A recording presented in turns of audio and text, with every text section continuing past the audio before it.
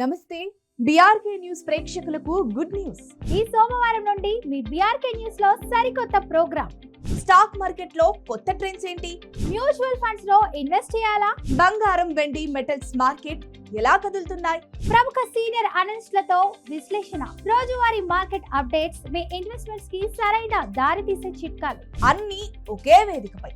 Hello నమస్తే, welcome to BRK.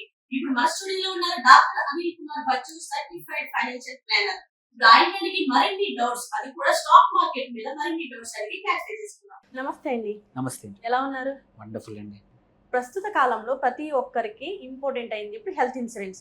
చాలా మంది హెల్త్ ఇన్సూరెన్స్ తీసుకుందామని చూస్తారు. కామన్ గా చాలా మంది చేసే తప్పులు ఏంటి హెల్త్ ఇన్సూరెన్స్ తీసుకునేటప్పుడు? వెరీ ఇంపార్టెంట్ క్వశ్చన్ అండి. ఎందుకంటే హెల్త్ ఇన్సూరెన్స్ ఒక ప్రైమరీ, అంటే తప్పకుండా కావాల్సిన అవసరం అయిపోయింది. ప్రతి ఒక్కరికి ఒక ఫౌండేషన్లో, ఒక ఇల్లు కట్టేప్పుడు ఎంత ఫౌండేషన్ ఇంపార్టెంటో, నీ పర్సనల్ ఫైనాన్స్ అంటే మన డబ్బుల జర్నీలో సేఫ్గా ఉండాలంటే, ఫౌండేషన్ స్ట్రాంగ్గా ఉండాలంటే హెల్త్ ఇన్సూరెన్స్ కావాలి. అది టర్మ్ ఇన్సూరెన్స్తో పాటు అది ఒక ఎసెన్షియల్ అయిపోయింది. ఎందుకంటే హాస్పిటలైజేషన్ ఎక్స్పెన్సివ్ అయిపోయింది కాబట్టి, రోజు రోజు హాస్పిటలైజేషన్ ఖర్చులు పెరిగిపోతున్నాయి కాబట్టి, అండ్ మనకు హాస్పిటలైజేషన్ అనేది మనకి ఇట్లాంటి బాధలని చెప్పి రావు కాబట్టి, మనం ప్రిపేర్ అవ్వలేము కాబట్టి ఒక మంచి హెల్త్ ఇన్సూరెన్స్ అవసరం పెరిగిపోయింది. జనరల్గా ఏంటంటే కొన్ని తప్పులు తీసుకునేప్పుడు చేస్తూ ఉంటాము. అవేంటో తెలుసుకుంటే ఏంటంటే నెక్స్ట్ టైం కరెక్షన్ చేసుకునే అవకాశం ఉంది. కొత్తగా ఎవరైనా హెల్త్ ఇన్సూరెన్స్ తీసుకునే వాళ్ళు కన్సిడర్ చేయాల్సిన ఇష్యూస్ ఏంటో తెలుసుకుందాం ఈ వీడియో ద్వారా. ఒకటి మోస్ట్ ఇంపార్టెంట్, అందరూ చేసే తప్పు ఏంటంటే ఇన్సఫిషియెంట్ కవరేజ్. కావలసినంత కవరేజ్ తీసుకోరు. ప్రీమియం ఎక్కువ అవుతుందనో, ఎందుకులే నాకేం అవసరం లేదు, చాలా కారణాలు ఉంటాయి. అంటే ఇప్పుడున్న పరిస్థితుల్లో ఒక 10 లక్షలు కవర్ ఇంపార్టెంట్. ఎందుకంటే ఎటువంటి పెద్ద హాస్పిటల్కి వెళ్ళినా కానీ ఒక చిన్న ట్రీట్మెంట్కి కూడా 1,00,000, 2 లక్షలు, 3 లక్షల కన్నా తక్కువ అవ్వట్లేదు.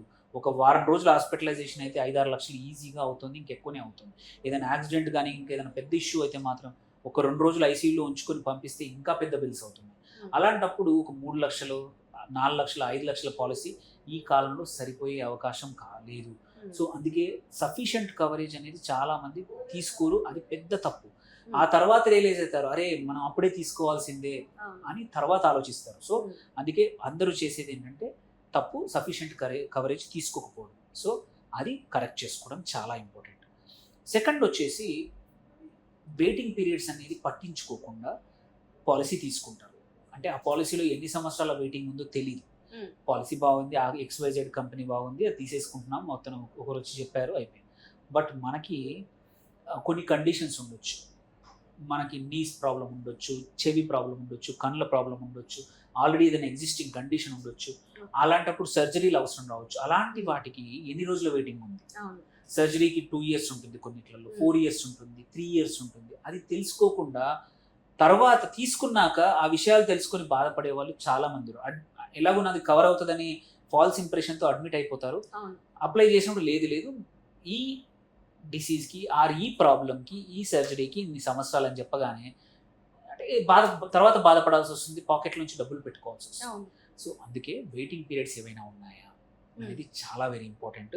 అండ్ దీంట్లోనే ఏంటంటే ఏమైనా మనకు ఎగ్జిస్టింగ్ డిసీజెస్ ఉంటాయి. బ్లడ్ ప్రెషర్ ఉంటుంది, డయాబెటీస్ ఉంటుంది, ఆస్మా ఉంటుంది, ఆర్ థైరాయిడ్ ప్రాబ్లమ్స్ ఉంటాయి, ఇంతకుముందు ఏదైనా హార్ట్లో స్టెంట్ వేసి ఉండొచ్చు, ఇంతకుముందు ఏదైనా ఇష్యూస్ అయి ఉండొచ్చు. అలాంటివి కూడా దాచకుండా వెయిటింగ్ పీరియడ్స్ ఏమైనా ఉంటే ముందే చెప్పి తీసుకుంటాం మంచిది. ఆది నిష్ఠూర్కం బెటర్ దాన్ అంతే నిష్ఠూర్కం. ముందు జర్నీ చేసి అక్కడికి వెళ్ళి బాధపడే బదులు ముందే మనకు నచ్చింది చూసుకొని ఏ పాలసీ మంచిదో, మనకు సూటబుల్ అవుతుందో అది తెలుసుకోవడం మచ్ బెటర్ తర్వాత బాధపడడం కన్నా. సో డిస్క్లోజర్ ఆఫ్ మన థింగ్స్ చాలా మంది దాచిపెడతారు, తర్వాత బాధపడతారు.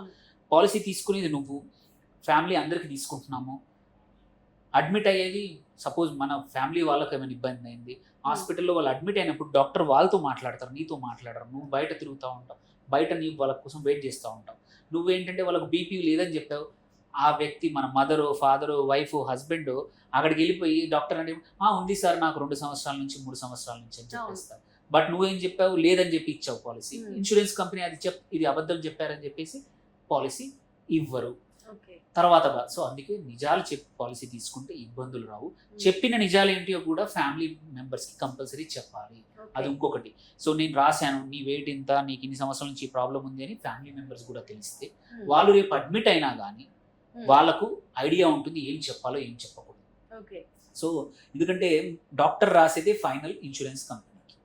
సో అందుకే డాక్టర్స్ చెప్పేది కరెక్ట్గా ఉండాలంటే మనం కన్సిస్టెంట్గా చెప్తే కన్సిస్టెంట్గా ఉంటుంది. మనం దాచిపెడితే అది మోస్ట్ ఆఫ్ ద టైం దాగదు. ఆ టైంలో అడ్మిషన్ అయినప్పుడు మనకి బయటపడుతుంది అనమాట. దాంతో ఇంకోటి ఏంటంటే చాలా మంది చేసే తప్పు, ఏది చీప్ ఉంటే అది తీసుకుంటారు. ఈ కంపెనీ పాలసీ బాగా తక్కువ ఉందంటే కాదు, చీప్ కాదు. చూడాల్సింది కవరేజెస్ ఎలా ఉన్నాయి, సర్వీస్ ఎలా ఉంది, ట్రీట్మెంట్స్ అంటే హాస్పిటలైజేషన్ కవర్ బాగా చేస్తూ ఉందా, ఏమైనా కండిషన్స్ ఉన్నాయా, ఏమైనా రూమ్ రెంట్ లిమిట్స్ ఉన్నాయా, ఐసీయూ అడ్మిట్ అయితే ఎంత కవర్ ఉంది, ఇవన్నీ తెలుసుకోవాలి. ఏమైనా వాడకపోతే ఎటువంటి ఏమైనా బోనస్ యాడ్ అవుతుందా, ఇవన్నీ చూసుకొని సపోజ్ పెద్ద బిల్ వచ్చింది అనుకోండి, రిస్టోరేషన్ ఉందా లేదా. సో ఎన్నో థింగ్స్ చూసుకోవాలి తప్ప జస్ట్ బికాస్ చీపర్ పాలసీ అని తీసుకుంటే మాత్రం క్వాలిటీ కూడా మన అవసరం వచ్చినప్పుడు అలాగే ఉంటుంది. సో అందుకోసం అది వెరీ ఇంపార్టెంట్. అండ్ ఇంకొకటి చాలామంది పట్టించుకోరు ఏంటంటే, మనం ఉన్న ఏరియాలో ఆ పాలసీకి కవరేజ్ అంటే హాస్పిటల్స్తో టైఅప్ ఉందా లేదా, నెట్వర్క్ సరిగ్గా ఉందా లేదా అనేది చాలా ఇంపార్టెంట్. ఒక కంపెనీకి జనరల్గా ఉండొచ్చు, బట్ మన సిటీలో లేదనుకో ఎక్కువగా. మనం పాలసీ తీసుకొని మనం అడ్మిట్ అయ్యేది మన సిటీలో, మనకు దగ్గరలో ఉన్న హాస్పిటల్స్లో. అందుకే నెట్వర్క్ ఉందా లేదా హాస్పిటల్కి, ఆ హాస్పిటల్ నెట్వర్క్ ఆ ఇన్సూరెన్స్ కంపెనీకి సఫిషియెంట్గా ఉందా లేదా అనేది చాలా ఇంపార్టెంట్ అనమాట. దాంతోపాటు నేను చెప్పింది ఆల్రెడీ డిస్క్లోజర్ చెప్పాను. ఇంకోటి ఏంటంటే చాలామంది చేసే తప్పు, మన కంపెనీ తరపున వచ్చే గ్రూప్ ఇన్సూరెన్స్ కవర్ ఉంటుంది, ఎంప్లాయర్ ఇస్తాడు, అది సరిపోతుందిలే అని ధీమా చాలా మందికి ఉంటుంది. మనము ఐటీ కంపెనీ కాదు, ఏ కంపెనీలో పనిచేసే వాళ్ళైనా సరే చాలా కంపెనీలు గ్రూప్ హెల్త్ ఇస్తాయి. 3 లక్షలకు 4 లక్షలకు 5 లక్షలకు కవర్ ఇస్తాయి. అది సరిపోతుంది, అంతకన్నా ఏంటనే ధీమాతో వదిలేస్తాము. బయట సొంతంగా తీసుకోకపోతే పాలసీ ఏమైనా ఇబ్బంది వచ్చినప్పుడు ఏంటంటే 5 లక్షల కన్నా బిల్లు ఎక్కువైంది అనుకోండి, అన్ని చేతిలోంచి కట్టాల్సి వస్తుంది, లైఫ్ సేవింగ్స్ పోతాయి. సో అందుకే ఏజ్ 30s 40స్కి వచ్చినప్పుడు అయినంత వరకు సొంతంగా కూడా ఒక పాలసీ ఉండడం చాలా ఇంపార్టెంట్. గ్రూప్ హెల్త్తో పాటు అది ఉంది కదా అని ఇది ఆపద్దు, రెండు అవసరం. సో అది చాలామంది చేసే తప్పనమాట. అండ్ ఆల్సో చాలామంది ఏంటంటే పాలసీ వచ్చాక ఎటువంటి కండిషన్స్ చదవరు. ఫైన్ కండిషన్స్ ఉంటాయి. మనం ఒక పాలసీ ఇష్యూ చేశాక కూడా 15 రోజులు టైం ఉంటుంది మనకి. వద్దు అని చెప్తే మన కట్టిన డబ్బులు మొత్తం మనకు రిటర్న్ తీసుకునే అవకాశాలు ఉంటాయి. పాలసీ క్యాన్సిలేషన్ 15 డేస్ ఉంటుంది. మీకు పీడిఎఫ్ పంపాక ఆ రోజు నుంచి 15 రోజులు, ఆ 15 రోజుల్లో చదవండి. ఏదైనా కండిషన్స్ మీకు ముందు చెప్పలేదో, డిస్క్లోజ్ చేయలేదో ఒకసారి చూసుకుంటే ఏంటంటే సడన్ సర్ప్రైజ్లు ఉండకుండా వద్దంటే క్యాన్సిల్ చేసుకునే అవకాశాలు ఉంటాయి. దాంతోపాటు ఇంకోసారి ఏం జరుగుతుందంటే, మనం చెప్పిన అడ్రస్ కరెక్ట్ పెట్టాం. హెల్త్ ఇన్సూరెన్స్లో ఇండియాలో ఏంటంటే మన పిన్ కోడ్ బట్టి కూడా ప్రీమియం మారుతుంది. ఎగ్జాంపుల్ విజయవాడ కానీ ఆర్ ఇంకా కొంచెం చిన్న ఊరు ఉందనుకోండి, ప్రీమియం తక్కువ ఉండొచ్చు. హైదరాబాద్ ప్రీమియం ఎక్కువ ఉంటుంది. సో జోనింగ్ కూడా వెరీ ఇంపార్టెంట్, లొకేషన్ కూడా చెప్పడం చాలా ఇంపార్టెంట్. దాన్ని బట్టి కవరేజ్ ఉంటుంది. సో అదొకటి. అండ్ ఇంకొకటి ఏంటంటే చాలా మంది పాలసీ తీసుకుంటారు బట్ రెన్యువల్ సరిగ్గా చేయరు.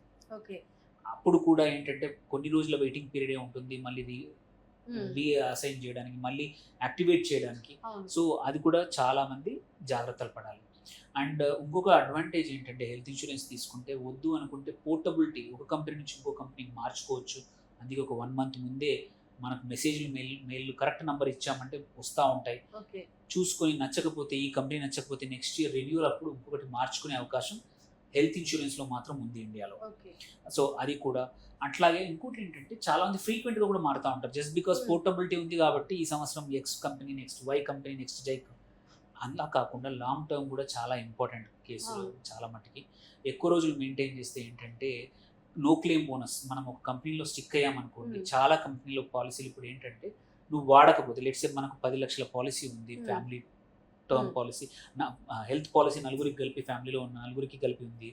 ఈ సంవత్సరం వాడకపోతే చాలా కంపెనీలో ఇప్పుడు 100% నెక్స్ట్ ఇయర్ క్యారీ ఫార్వర్డ్. అంటే నెక్స్ట్ ఇయర్ 20 లక్షలు, రెండో సంవత్సరం కూడా వాడకపోతే ఈ 20 లక్షలు కూడా యాడ్ అవుతాయి. 30 lakhs 40 50 వరకు వెళ్తున్నాయి. కొన్ని ఇప్పుడు కొత్తగా అన్లిమిటెడ్ కూడా వచ్చాయి. సో అలాంటప్పుడు ఏంటంటే ఒకటే కంపెనీకి స్టిక్ అయి ఉండడం, లాంగ్ టర్మ్ బెనిఫిట్స్ చాలా ఉంటాయి, వెయిటింగ్ పీరియడ్స్ పోతాయి, ఎటువంటి ఇబ్బందులు వచ్చినా కానీ కవర్ అవుతుంది పాలసీ. సో అందుకోసమే జస్ట్ బికాస్ అంటే ఫ్యాడ్ లాగా అన్ని మార్చుకోవడం కాకుండా కొన్ని కేసుల్లో మంచి కంపెనీ ఉంది, మంచి సర్వీస్ ఉంది, మంచి పాలసీ ఉంది, స్టిక్ ఆన్ అవ్వండి.